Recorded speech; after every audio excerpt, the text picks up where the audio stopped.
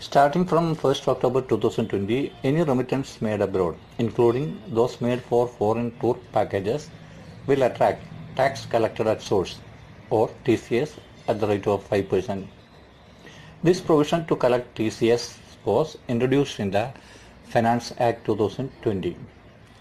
The TCS will be applicable on remittances made under Liberalized Remittance Scheme. Liberalized Remittance Scheme, or LRS as we know, permits individuals to remit up to $250,000 in a financial year for any permitted current account or capital account transactions. So in this video, we are going to see what are the key features of this new regulation. As per the new regulation, which will come into force from 1st October 2020, remittance made for other than overseas travel purposes will attract TCS for the amount exceeding rupees 7 lakhs.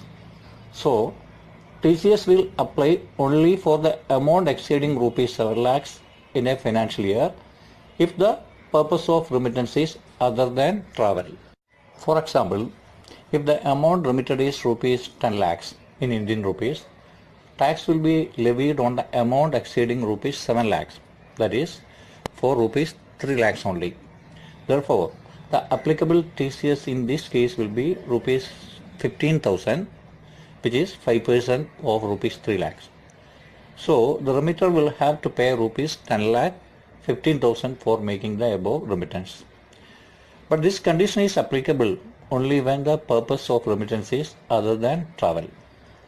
If it is for foreign tour, the threshold limit of rupees 7 lakh will not apply and tax will be collected on the aggregate amount. That's the difference. That means if the amount of foreign exchange released is equivalent to rupees 5 lakhs in Indian rupees, then tax collected at source will be 5% of rupees 5 lakhs, that is rupees 25,000. Again, the rate of 5% for TCS is when the remitter has submitted his PAN. In case he has not submitted his PAN, the TCS will be collected at 10%. Also, there is a concession in the tax rate if the remittance is for students going abroad for studies.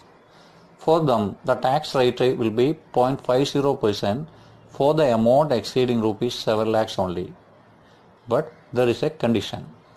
The source of the funds for remittance should be from education loans availed from banks or financial institutions. That means a student who has availed education loan for studies need to pay only 0.5% of the amount exceeding rupees 7 lakhs for the remittance he is making for going abroad for studies. But if the remitter, that's the student, has not submitted PAN, then the TCS rate will be 5% and not 0.5%. In short, the rate of TCS for foreign remittance will be 0.5% for students with PAN and 5% without PAN. Similarly, the rate of TCS will be 5% for others with PAN and 10% without PAN. And if the remittance is made by non-resident persons or a foreign company, the surcharge and health and education cess also will be applicable on the TCS amount. Another important point is that the sum paid as tax collected at source will be allowed as credit while furnishing the return of income. That is, when you are submitting your income tax return, this amount which you have paid as TCS amount can be claimed as a credit. And if there is no tax liability on the person, then he can claim refund for the tax amount paid also. These are the important features of the new law which mandates levying of TCS on foreign remittances and which is going to be in force from 1st October 2020.